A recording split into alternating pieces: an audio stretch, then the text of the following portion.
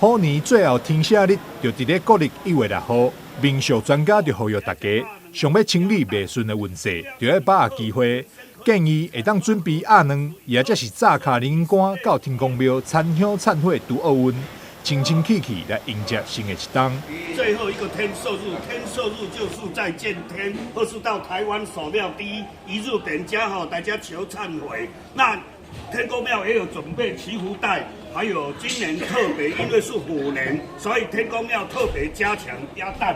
因为虎就是爱吃鸭卵啊，吃鸭蛋，吃鸭蛋以后，人生可以金蝉脱壳，从此以后身体、事业、婚姻、财力都不会再鸭蛋，就是期待明年万万万。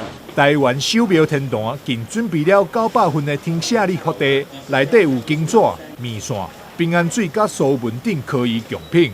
象征吉祥中寿、净化心灵、步步高升。这寿面就是平安长寿的意思。好，那平安水净化心灵，糕饼步步高升。那这个鸭蛋呢，就是祝福大家可以破壳重生，还有金蝉脱壳的意思。